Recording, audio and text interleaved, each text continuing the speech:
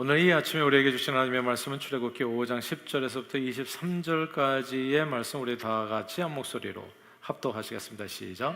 백성의 감독들과 기록원들이 나가서 백성에게 말하여 이르되, 바로가 이렇게 말하기를 내가 너희에게 짚을 주지 아니하리니 너희는 짚을 찾을 곳으로 가서 주우라. 그러나 너희 일은 조금도 감하지 아니하리라 하셨느니라. 백성이 애굽 온 땅에 흩어져 곱초 그루터기를 거두어다가 짚을 대신하니 감독들이 그들을 독촉하여 이르되, 너희는 짚이 있을 때와 같이 그 날의 일을 그날에 마치라 하며, 바로의 감독들이 자기들이 세운 바 이스라엘 자손의 기록원들을 때리며 이르되, 너희가 어찌하여 어제와 오늘에 만드는 벽돌의 수요를 전과 같이 채우지 아니하였느냐 하니라. 이스라엘 자손의 기록원들이 가서 바로에게 호소하여 이르되, 왕은 어찌하여 당신의 종들에게 이같이 하시나이까? 당신의 종들에게 짚을 주지 아니하고 그들이 우리에게 벽돌을 만들라 하나이다. 당신의 종들이 매를 맞사오니 이는 당신의 백성이 죄니이다. 바로가 이르되, 너희가 게으르다 게으르다. 그러므로 너희가 이르기를 우리가 가서 여호와께 제사를 드리지 않은도다. 이제 가서 일하라. 짚은 너희에게 주지 않을지라도 벽돌은 너희가 수령대로 바칠지니라. 기록하는 일을 맡은 이스라엘 자손들이 너희가 매일 만드는 벽돌을 조금도 감하지 못하리라 함을 듣고 화가 몸에 미친 줄 알고, 그들이 바로를 떠나 나올 때에 모세와 아론이 길에 서 있는 것을 보고 그들에게 이르되, 너희가 우리를 바로의 눈과 그의 신하의 눈에 미운 것이 되게 하고 그들의 손에 칼을 주어 우리를 죽이게 하는도다. 여호와는 너희를 살피시고 판단하시기를 원하노라. 모세가 여호와께 돌아와서 아뢰되, 주여 어찌하여 이 백성의 학대를 당하게 하셨나이까? 어찌하여 나를 보내셨나이까? 내가 바로에게 들어가서 주의 이름으로 말한 후로부터 그가 이 백성을 더 학대하며 주께서도 주의 백성을 구원하지 아니하시나이다. 아멘.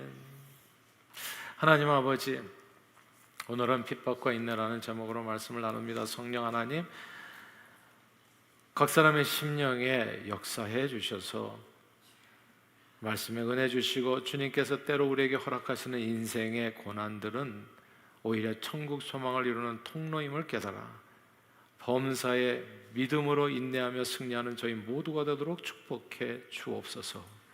예수님 이름으로 기도합니다. 아멘. 어린아이들에게 인기 있는 동화 중에 신데렐라 스토리가 있습니다. 대략 줄거리는 다음과 같습니다. 어릴 적에 어머니를 여의고 아버지와 함께 살던 신데렐라가 아버지가 이제 재혼을 하는 바람에 마음씨 나쁜 계모와 시기심 많은 못된 언니들에게 이제 학대를 받으면서 살아간다는 이야기죠. 그런데 이상하게도 계모에게 이렇게 신데렐라가 심하게 학대받는데도 아빠는 별 도움이 되지 않습니다. 왜 아빠는 그때마다 신데렐라를 위험에서 구원해주지 않았던 것일까요? 이제 아무튼 그러던 어느 날 이제 왕자님의 무도회가 열리게 되죠. 신데렐라는 물론 갈 수 없었지만은 요정의 도움으로 멋진 호박마차와 그런 아름다운 드레스 그리고 유리 구두를 신고 무도회에 참석해서 이런 아름다운 신데렐라의 모습에 한눈에 반해버린 이제 왕자와 춤을 추게 됩니다. 때마쳐 집으로 12시 이전이었나요? 급히 돌아오게 되는 바람에 유리구두 한 짝을 잃어버리게 되는데, 후에 왕자는 그 유리구두를 들고 자기 왕국에 사는 모든 처녀들의 발에 신겨보고 마침내 신데렐라를 찾아내어 결혼해서 행복하게 잘 살게 되었다는 해피엔딩으로 끝나는 이야기입니다. 계모 이야기입니다. 계모는 참으로 못된 여자였어요. 그렇죠? 악한 여자였고, 근데 그 여인의 학대가 없었다면, 그리고 아버지는 참으로 좋은 사람이었지만 아버지가 그 모든 학대를 모른 채 하지 않았더라면 신데렐라의 유리구두가 있었을까요? 신데렐라의 유리구두는 없었을 것이, 어쩌면 신데렐라는 왕자를 만나지도 않았을지 모릅니다. 때로 우리 인생에 닥치는 괴로움과 고통과 그리고 외로움이 우리로 하여금 왕자를 만나게 하는 길이 되기도 합니다. 오늘날 위대한 미국을 만든 미국 내 주요 세력을 통상적으로 WASP라고 부릅니다. WASP, White Anglo-Saxon Protestant의 약자인데 백인 앵글로색슨 개신교도를 통칭하는 말입니다. 미국 내에 약 4천만 명이 있어요. 그러니까 2억이 넘는 미국 인구의 한 14% 정도 된다고 하더라고요. 근데 이 사람들이 지금도 이 나라를 인도해요. 뭐 하버드, 뭐 예일 다 이런 사람들이 세운 거거든요. 그래서 그 자녀들이 자자손손으로 이제 미국의 중심 세력이 돼서 미국을 지금도 이끌어가고 있는 것입니다. 이 White Anglo-Saxon Protestant, 간단히 말하면 English Protestant, 영국계 개신교도들입니다. 이들은 1621년 잉글랜드 출신 이민자 102명을 태우고 북아메리카 대륙의 매사추세츠주 플리머스에 도착한 청교도들의 후예입니다. 그러나 청교도들이 미국에 처음 오는 길은 쉽지 않았습니다. 항해 중에 한 명이 죽었고요. 플리머스에 도착한 후에도 추위와 굶주림 그리고 질병으로 해서 거의 절반가량의 사람들이 죽었습니다. 그의 겨울에. 그러나 그 추운 겨울을 잘 견디고 나온 사람들이 봄에 씨를 뿌리고 가을에 거두 첫 수확을 하나님께 드리며 추수감사 축제를 드린 것이 오늘날 미국 추수감사절의 유래입니다. 전 세계를 다녀보면 이 추수감사절의 국가 공휴일로 지정된 나라는 미국밖에는 없어요. 한국의 추석은 추수감사절은 아닙니다. 그 제사하는 날이죠. 추석은 사실. 그러니까 이게 느낌이 다 달라요. 물론 제사하면서 핵과일도 갖다 놓고 하니까 약간 비슷하게 보일지 모르지만 순전히 하나님에 대한 감사로 올리는 그런 절기는 미국밖에 없어요. 이게 놀랍지 않아요, 여러분? 그런데 질문은 이거예요. 왜 청교도들은 위험을 무릅쓰고 거의 절반이나 사람이 죽었잖아요. 그런 죽음을 무릅쓰고 정든 고향인 영국을 떠나서 미지 땅 이 미국에 오게 된 것일까요? 사람들은 별다른 이유가 없을 때 절대 그 자리를 떠나지 않습니다. 왜 편안한 것을 놔두고 고통을 사서하려는 사람이 어디 있겠어요, 세상에? 별다른 이유가 없는데 죽을지도 모르는 험난한 길을 일부러 찾아 나서는 사람은 일도 없습니다. 청교도들이 정든 고향을 떠나 아무도 모르는 정말 죽을지도 모르는 이 땅의 신대륙을 향해서 달려나온 이유가 있었다 없었다? 있었지요, 당연히. 그게 핍박입니다. 종교적인 핍박이었어요. 16세기의 영국은 로만 캐톨릭과 결별을 하고 그리고 영국 국교회를 세웁니다. 보통 앵글리칸 철치, 영국 성공회라고 이야기하죠. 영국 국교회의 수장은 영국 국왕입니다. 그러니까 이게 마치 천황폐하 모시는 그런 식의 종교가 영국 국교회예요. 그래서 카톨릭 배경에 켈빈과 루터의 개혁 신학을 혼합해서 만든 영국식 종교가 이게 영국 성공회인 거거든요.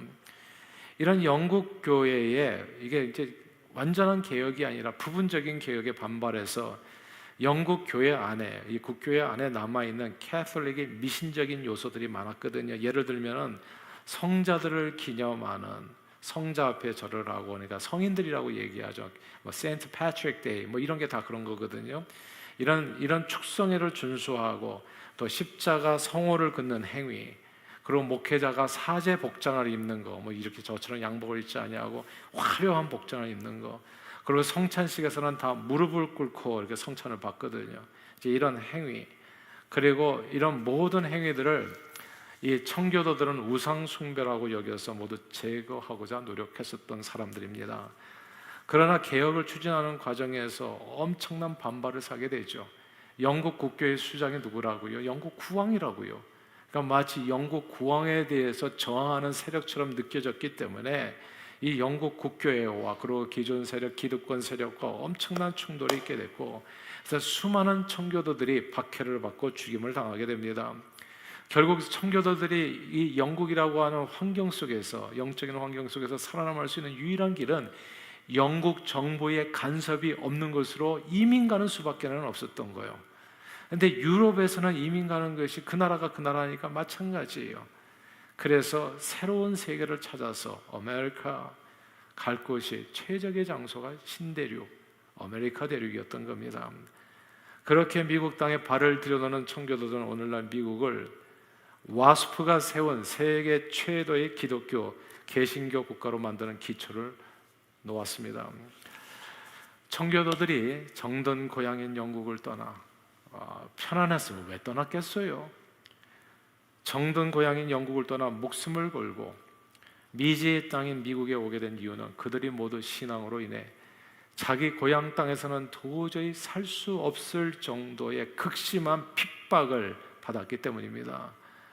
그런데 핍박을 피해서 미국 땅에 온 자기들이 떠나온 영국보다도 이 나라가 훨씬 더 잘 사는 세계 최강국이 될 줄은 당시에는 정말 꿈에도 몰랐습니다. 이게 오늘 본문의 이야기인데요. 이스라엘 백성들은 약 430년 동안 애굽에서 살았습니다. 30년을 1세대로 생각하면 거의 14대 세대 이상이 애굽에 거주한 셈이 됩니다. 반면에 이스라엘 백성들이 가나안 땅에 거주했었던 것은 아브라함부터 야곱까지 3대, 겨우 3대입니다. 이스라엘 백성들은 애굽에서 조상 대대로 14대, 조상 대대로 훨씬 더 오래 살았습니다. 정말 2조 500년이라고 하잖아요. 그 정도의 세월을 보낸 거예요. 애굽은 그래서 저들에게 매우 익숙한 환경이 됐습니다. 뭐 애굽말도 다 잘하고, 애굽에서 학교 다니고, 애굽에서 자리 잡고 비즈니스하고 밥 먹고 살고 애 키우고 살고, 애굽이 고향이 되었을 겁니다. 그런데 그 익숙한 환경과 고향을 떠나서 하나님께서 지시할 곳인 가나안 땅으로 가는 것은 결코 쉽지 않은 결단입니다. 그것도 한두 명이 이사 가는 것은 있을 수 있지만 이스라엘 전체 민족이 애굽이 세계 최고의 나라였거든요. 그런 나라를 떠나서 가난한 곳으로, 힘든 곳으로 집단적으로 움직여 간다고요? 이건 절대 가능한 일이 아닌 겁니다. 그런데 어떻게 그렇게 집단적으로 이사하는 놀라운 일이 일어날 수 있었던 것일까요? 자, 그 답이 오늘 본문에 있어요. 출애굽기 5장 23절입니다. 한번 같이 한번 읽어볼까요? 5장 23절 시작. 내가 바로에게 들어가서 주의 이름으로 말한 후로부터 그가 이 백성을 더 학대하며 주께서도 주의 백성을 구원하지 아니하시나이다. 아멘. 여기서 주의 이름으로 말한 후로부터 예수 이름을 얘기했더니 핍박이 온 거예요. 예수님도 그래서 내가 이 땅에 화평을 주러 온 것이 아니라 검을 주러 왔다고 얘기하잖아요. 예수 이름으로 살려고 하면 할수록 어려움을 겪는 경우가 많아요. 제가 그런 분 봤거든요. 그냥 신앙생활 제대로 해오려고 11조는 복 받는다고 그래서 11조 1년 해왔더니 오히려 더 삶이 힘들어졌다고, 다시는 11조 안 하겠다고 이렇게 말하는 분도 봤어요. 예수 이름으로 말한 후로부터 학대를 받는 거야. 이 어려움이 임하는 거예요. 그리고 주님께서도 구원해 주지를 않는 거예요. God didn't rescue them at all. 영어로는 그렇게 돼 있어요. 전혀 주님이 구출해 줄 생각조차 없었다. 모세가 바로에게 나가서 주의 이름으로 말했을 때 바로는 오히려 이스라엘 백성들을 더욱 심하게 학대했습니다. 바로 왕은 이스라엘 백성들이 게을러서 하나님을 예배하겠다고 말한다고 생각해서 그들이 벽돌을 만들 때 공급해 주었던 짚을 주지 않으면서 똑같은 벽돌 수량을 요구하여 이스라엘 백성들을 정말 너무너무 힘들게 했습니다. 이스라엘 백성과 애굽 왕 바로는 처음부터 그렇게 서로 사이가 좋은 그런 관계는 아니었죠. 그렇다고 해서 그렇게 나쁜 관계도 아니었어요. 그냥 말하자면 회사 사장님과 인플로이 정도의 관계라고 얘기하면 좋을까요? 일하면 싹쓸 받고 밥 먹고 살고 이게 고용 주고 고용이네, 그런 관계. 좋은 것도 아니고 나쁜 것도 아니고. 그런데 모세가 주의 이름으로 말한 후부터는 서로에게 정말 미운 존재가 됐어요. 진짜 원수같이 되어간 겁니다. 바로 왕이 변했어요. 이스라엘 백성들을 막 모두 잡아 죽일 듯이 학대하게 된 거예요. 그런데 하나님께서는 이런 험악한 상황이 되었는데 아무런 조치가 없어졌습니다. God didn't rescue them at all. 모세는 너무 당황했던 겁니다. 왜 하나님께서는 당신의 백성들이 주 이름으로 핍박을 당하는데 왜 아무런 조치를 취하지 않으신가? 왜 구원하지 않는가? 이게 모세의 항변이에요. 주께서 구원하지 아니하시나이다. 항변인 거예요. 왜 구원하지 않으십니까? 제가 주 이름으로 말했는데 예수 이름으로 좀 살아보겠다고 신앙생활을 하는데 왜 내 인생은 그렇게 활짝활짝 펴나가지 않는 겁니까? 이런 질문들이 있는 거잖아요. 언젠가 노방전도를 할 때 레오니아에서 만났던 할아버지인데, 미국 할아버지, 복음을 전하게 됐는데 그분은 자기는 하나님의 존재를 믿지 않는다고. 이렇게 미국 사람들은 만나면 이렇게 변론하는 걸 좋아하더라고요. 자꾸 말을 시키고. 이유를 여쭤봤어요. Reason why. 그랬더니 9/11과 같이 테러리스트가 무고한 시민을 수없이 죽이는데 하나님이 계시다면, 살아 계시다면 어떻게 가만히 보고만 계실 수 있느냐는 겁니다. 자기는 그래서 안 믿는다는 거예요. 무고한 시민들이 별 이유 없이 죽는데 가만히 있는 신이라면 무능하거나 incompetent or doesn't exist, 존재하지 않기 때문 아니겠는가. 무능하다면 그 쓸모없는 신이고, 그리고 존재하지 않는다면 더더욱 믿을 필요가 없고, 그래서 자신은 신이 없다고 생각한다, 이렇게 설명하더라고요. 사실 모세가 기대한 것은 주의 이름으로 탁 말하면 그냥 애국왕 바로가 납작 엎드려서 주의 말을 듣고 이스라엘 백성을 순순히 풀어주는 거, 이런 거 이제 기대한 거죠. 그런데 바로는 모세가 주의 이름으로 말을 하자마자 더욱더 반발해서 이스라엘 백성들을 엄청 심하게 학대했습니다. 그리고 하나님은 God didn't rescue them at all. 학대받는 백성들을 전혀 구원하지 않으셨어요. 왜 하나님께서는 자신의 이름으로 말하게 하시고 공경에 처한 백성들을 구원하지 않는 거냔 말이에요. 왜 예수 믿게 하고 나서 예수 믿으면 만사가 다 믿음으로 형통한다고 하시는 분은 왜 잘 안 되냔 말입니다. 왜? 이게 진짜 궁금한 거예요. 그래서 차라리 나를 보내지 않았으면, 예수 믿지 않았으면 이런 꼴도 안 보지 않았겠나, 이런 얘기로 항변을 하는 겁니다, 모세가. 그러나 생각해 보세요, 여러분. 이게 하나님의 때가 엄청 중요한데, 만약 애굽왕 바로가 모세가 주 이름으로 말했을 때 그 말을 순순히 듣고 이스라엘 백성 풀어줬다면 어떻게 됐을까요? 또 하나, 애굽왕 바로가 참 착한 왕이에요. 그래서 이스라엘 백성들 막 선대하고 애굽 땅에서 사는 모든 날들 동안 그 사람들 아주 행복하게 해주었다면 무슨 일이 벌어졌을까요? 그렇다면 모세가 나를 따라서 출애굽하자 했을 때 누가 따라 나서겠습니까, 여러분? 애굽 땅에서 이렇게 해주었는데, 이 왕이 나한테 너무 잘해주는데 어딜 가든지 비슷하지 않겠나? 그리고 이 나라가 최강의 나라인데, 세계 최고의 나라. 어쩌면 바로 왕이 이스라엘 백성 가십시오 가십시오 해도 안 가는 사람이 태반이었을 겁니다. 내가 왜 가냐고, 여기가 이렇게 좋은데. 우리가 렌트하는 집을요, 렌트로 살다가 이사할 때도요, 학군 좋은 동네 집주인이 매년 렌트비를 페니도 올리지 아니하고, 집주인이 너무 좋아.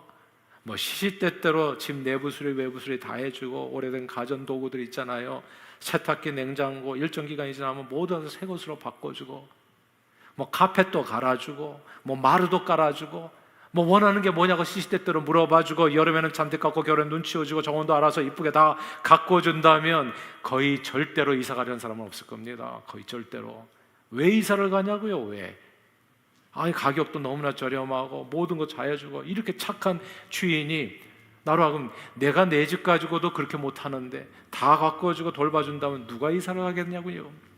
근데 학군도 좋지 않은데 집주인이 해마다 렌트비를 턱없이 비싸게 올리고, 집이 조금만 고장나도 테넌트에게 집 수리 비용 다 떠넘기고, 뭐 지붕도 고쳐라, 뭐 마당도 쓸어라, 그리고 정원 잔디도 다 내가 깎고 가꿔야 되고, 시시때때로 와가지고 쳐다보고 잔소리하고 수틀며 쫓아내겠다고 위협하고 괴롭히고 힘들게 한다면 어떻게 되겠습니까?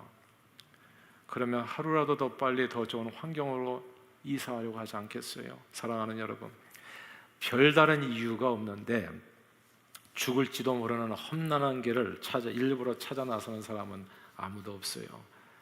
이스라엘 백성들이 볼 것도 즐길 것도 많은 문명의 발상지요, 또 나일강 유역에 위치하고 있어서 먹거리가 풍성하여 늘 고깃가마 곁에서 상추에다가 갈비에다가 삼겹살, 부추, 마늘 넣고 이렇게 배불리 먹을 수 있었던 이 애굽 땅을 떠나서 가족 식구들을 데리고 무작정 홍해를 건너서 볼 것도 즐길 것도 먹을 것도 없는 광야로 달려나온 이유가 분명히 있었던 겁니다. 청교도들이 영국을 떠났던 이유가 있었던 것, 분명히 이유가 있었던 거예요.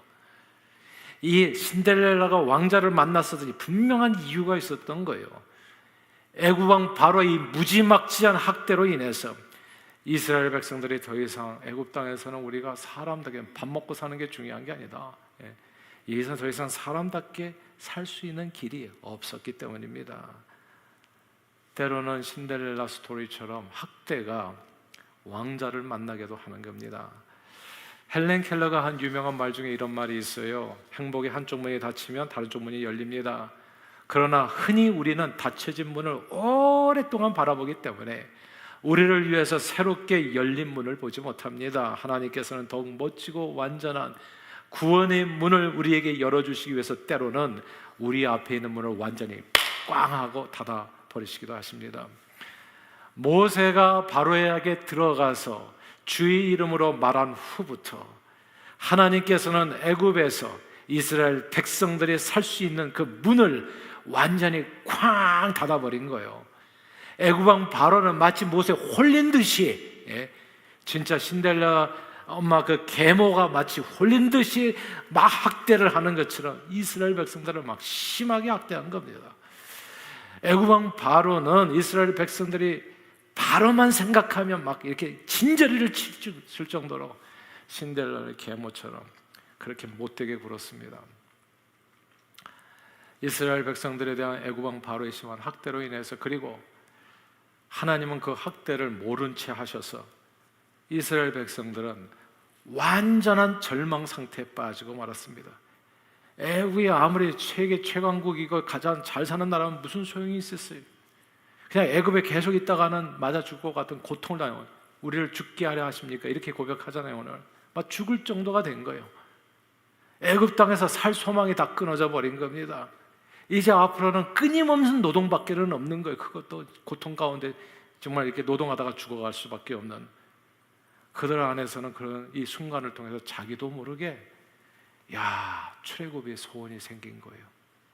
이제 이민 가야 되겠다. 이스라엘 백성은 바로의 학대를 통해서 그 전까지는 생각조차 안 했어요. 430년 동안 어디를 가, 이렇게 좋은 나라에서.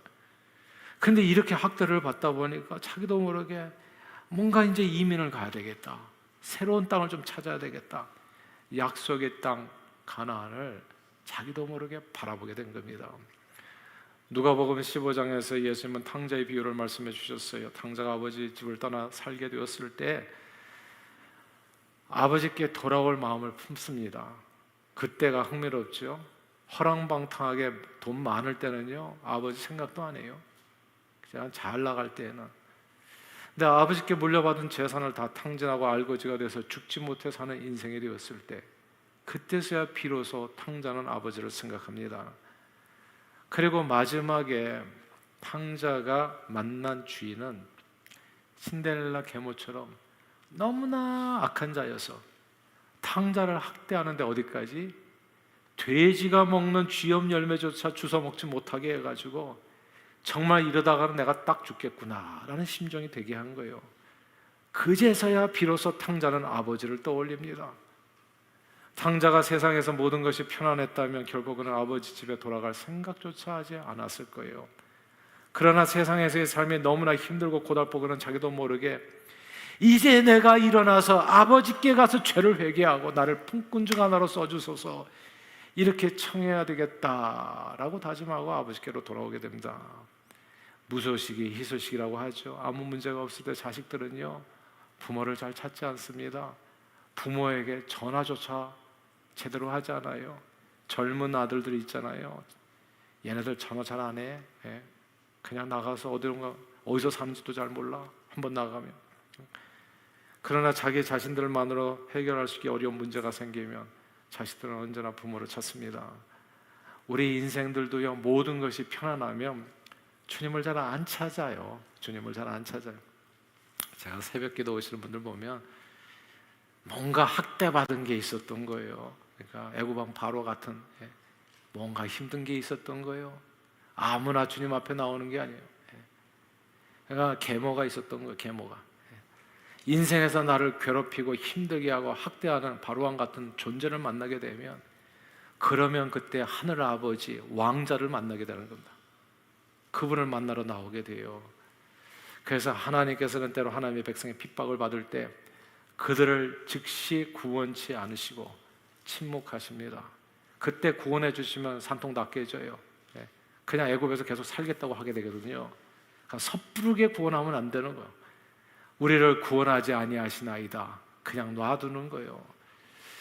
그러면 어떤 일이 벌어지나요? 911 때 하나님의 침묵했다고, 신의 존재를 믿지 않는다고 말한 할아버지, 그 할아버지 이야기하고는 다르게 해요. 911 직후에 어떤 일이 있었냐면 수백만의 인파들이 뉴욕 전역의 교회로 몰렸다는 사실을 우리는 주목해야 됩니다.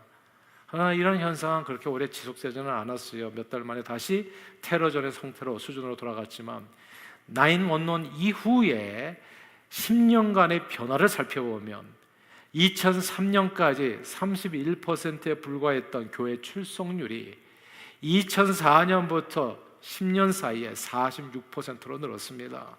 성경 읽는 사람도 기도하는 사람 숫자도 모두 다 늘었습니다. 이게 그러니까 왜 구원하지 않았냐? 구원하지 않았던 이유가 있었던 거예요. 왕자를 만나게 하기 위해서, 학대받는 이유가 있었던 겁니다. 신대륙을 발견하게 하기 위해서, 가나안 땅을 가고자 하는 그 열망을 갖게 하기 위해서 하나님께서는 하나님의 백성들의 핍박을 받을 때 그 핍박과 어려움과 고통을 제거하지 않으십니다. 오히려 하나님께서는 그 핍박과 고통을 통해서 주의 백성들이 주님 앞에 더 강력하게 나아오고 주님의 뜻을 구하고 말씀 보고 기도하면서 주님의 인도함을 받아 정말 완전한 축복을, 완전한 구원을 누리기를 하나님은 기뻐하세요. 이런 얘기가 성경에 보면 그냥 수도 없이 나와요. 받다 나오라면서 야곱은 외삼촌 라반에게 학대를 받았습니다. 외삼촌 라반은 야곱에게 지불할 품삯을 10번이나 바꿨어요. 그리고 자기 두 딸을 주면서 14년이나 야곱을 종처럼 부렸습니다. 그리고 끝까지 야곱을 선대하지 않았습니다. 자기 사위인데도 불구하고. 그러나 만약 생각해 보세요. 이게 계모같이 굴었거든요, 이 라반이. 근데 야곱이 라반의 집에서 모든 것이 편안했다면, 정말 라반이 자기 아들처럼 대해주고 모든 것을 잘해줬다면 어떻게 됐겠습니까? 어쩌면 야곱은 약속의 땅 가나안으로 돌아가지 않았을지 모릅니다. 내가 왜 이사를 가냐고요. 거기 가서 또 무슨 일이 벌어질지 모르는데, 라반의 학대로 인해서 야곱은 결단을 내리고 식솔들을 모두 이끌고 어디로? 약속의 땅 가나안을 향해서 나가게 됩니다. 신약 성경에서 스데반이 부당한 이유로 학대를 받고 돌에 맞아 순교할 때 하나님께서는 스데반을 God didn't rescue him at all. 스데반을 구원해 주지 않으셨어요. 그리고 예루살렘 교회에 큰 핍박이 일어날 때도 하나님께서는 저들을 구원해 주지 않으셨습니다. 오히려 하나님께서는 그 핍박을 통해서 예루살렘 교회들을 온 세상으로 흩어서 복음을 전하게 하셨습니다. 온 세상에 복음이 전해지게 하셨어요. 영국 국교도들에게 학대를 받은 청교도들은 그 학대를 피해서 미국 땅에 들어왔습니다. 그리고 이 땅을 복음화시켜서 오늘날 와스프가 세운 가장 강력한 기독교 국가를 만들었습니다. 그리고 이 땅에서 수많은 선교사들을 이 땅을 통해서 온 세상에 파송했습니다. 그들 중에 한국 땅을 밟은 언더우드 선교사와 아펜젤러 선교사님이 계신 거예요. 다음 주 오후 4시에 우리 교회에서 이 언더우드 선교사님 140주년 기념 음악회거든요. 바로 이 땅에서, 이 뉴저지에서 언더우드 선교사님이 나가신 거예요. 아펜젤러도 이 뉴저지에서 가고, 그러니까 뉴저지가 굉장히 한국하고는 인연이 큰 땅이에요. 그런 땅에서 우리가 지금 예배를 드리고 있는 겁니다. 그런 땅에서 우리가 교회를 세웠고, 그리고 이렇게 복음이 전파된 이후에 이게 다 청교도의 개혁 신앙이거든요. 그걸로 인해서 우리 한국 땅까지 복음화됐고 저와 여러분들 이 자리에 있는 겁니다. 그리고 한국은 미국에 이어서 두 번째로 많은 선교사 파송 국가가 됐습니다. 이게 다 오늘 본문에서 하나님께서는 이스라엘 백성들을 애굽 왕 바로의 학대에서 구원하지 않으셨어요. 학대를 통해서 이스라엘 백성들은 비록 430년 동안이나 살아온 애굽 땅이었지만 그 땅에 자기들의 영원한 본향이 아님을 뼈저리게 깨닫게 됩니다. 애굽 왕 바로에게 학대를 받으면 받을수록 저들은 모두 한 마음으로 하나님께서 인도하시는 약속의 땅 가나안을 바라보고 가나안을 사모하게 됩니다. 그리고 하나님의 때가 되었을 때 한 사람도 지체하지 아니하고 짐 싸들고 애굽을 탈출하게 됩니다. 홍해를 건너 온전한 구원의 은혜를 얻게 되지요. 사랑하는 여러분, 생로병사하는 인생길에서 때로 이 세상의 삶이 멀고 험하다고 느껴질 때가 있습니다. 그리고 이런저런 문제가 생기면 왜 하나님께서 그때그때마다 구원해 주지 않는가 은근히 불만스럽기도 합니다. 자꾸 병이 생기잖아요. 몸이 자꾸 약해지잖아요.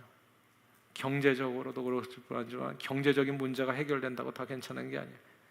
이제 기억력도 자꾸 없어지고 눈도 잘 안 보이고, 그럴 때마다 왜 하나님은 이렇게 눈도 고쳐주지 않고, 왜 내 몸도 이렇게 건강하게 해주지 않고, 청년들처럼 왜 이렇게 하루하루 쇠약해지는가, 자꾸 절망스러울 때가 있어요. 왜 하나님은 He didn't do nothing about it, 왜 아무것도 안 하시는가. 뭐 이게 살다 보면 이런저런 문제가 계속 팝업 해가서 나옵니다. 그리고 세상의 왕이 누굽니까? 바알세불. 이 마귀가 괴롭히는 것을 왜 하나님은 자꾸 두고만 보시는가? 그러나 잘 생각해 보세요. 보니까 이 세상에 우리는 정부치고 살면 안 될 것 같아요. 이 땅에서 너무 건강하고 이 땅에서 너무 재미있고 잘 살면요, 천국에 가고 싶지 않을 것 같아요. 어떤 부자가 그렇게 얘기하죠. 난 지금 죽으면 안 된다고. 이 돈 다 쓰고 죽어야 된다고. 너무나 많아. 너무나 행복해. 내가 지금 천국에 갈 때가 아니야. 아무리 얘기해도 천국이 얼마나 좋은지 얘기해도 사람들이 가고 싶은 생각이 없어요. 가나안 땅, 자유의 땅, 약속의 땅, 그건 다른 사람이나 가게 하세요. 나는 애굽이 좋으니까. 이런 사람들 엄청 많거든요. 정을 떼는 방법이 그거밖에는 없어요. 학대받는 거. 고통이 임하고 눈도 안 보이고 귀도 잘 안 들리고 오체가 불만족이 되고 이 땅에서 살아가는 삶이 한숨밖에 나오지 않고, 그러면 그때서야 비로소 하늘나라가 자주 보여요. 그래서 하나님께서는 적당히 육신적인 그리고 심리적인 그리고 경제적인 고통, 이런 고통 등 애굽왕 바로 같은 존재를 우리에게 보내셔서 이 땅의 삶이 우리에게 전부가 아니라는 것을 알게 하십니다. 하나님께서는 정말 모든 방법을 동원하셔서 애굽 땅 같은 이 세상에 우리 본향이 아니라 우리에게 돌아갈 아버지 집이 있다는 거, 하늘 아버지가 우리를 기다리신다는 거, 영원한 약속의 땅 하늘나라가 있다는 사실을 우리에게 깨닫게 해주는 겁니다. 그래서 모든 소원을 거기다 두고 살 수 있도록 아멘 주 예수여 다시 오시옵소서 마라나타 바라면서 살아가도록 하기 위해서 때때로 정신 차리도록 하나님께서 이 땅의 바로를 통해서 우리를 깨우치는 거예요. 그러므로 삶이 우리를 속일지라도 슬퍼하거나 노여워하는 대신에 하늘나라를 바라보는 저와 여러분들이 다 되시기를 바랍니다. 이 땅에서 예수 이름으로 겪는 핍박이 있다면 그 핍박과 환난을 통해서 하나님께서 새롭게 열어주시는 구원의 문을 통과하는 저와 여러분들이 다 되시기를 바라요. 어차피 한 번밖에 살고 가지 못하는 인생에 우리가 가진 재물은 결국은 다 이 땅에 두고 가야 되는 거예요. 그러니까 애굽에 있었던 모든 쌓았던 과수원이나 농토나 다 두고 가는 거예요. 몸만 떠나가는 겁니다. 출애굽하는 거예요. 홍해를 건너서 하나님이 부르신 그 땅을 향해서 달려가는 것입니다. 그래서 이런 이 세상에서 어려움을 겪게 되면 그때서야 비로소 알게 돼요. 워렌 버핏이라는 사람이 99% 기부한다고 그러잖아요. 그게 대단한 일이 아니에요. 내 삶이 떠난다는 것을 알게 되면은 이게 애굽 땅이 내가 영원히 거할 퍼머넌트한 나의 홈이 아니라는 것을 알게 되면 99%가 아니죠. 100%를 줘야지. 그렇지 않겠어요? 이제 이것을 알게 되는 거예요. 사랑하는 여러분, 죄 많은 이 세상은 우리가 정부치고 살 집이 아닙니다. 우리의 모든 보안은 저 천국에 있습니다. 그러므로 늘 영원한 천국 소망 가운데 그 나라가 속히 임하기를 소원하며 언제나 범사의 믿음의 인내로 승리하는 저와 여러분들이 다 되시기를 주 이름으로 축원합니다.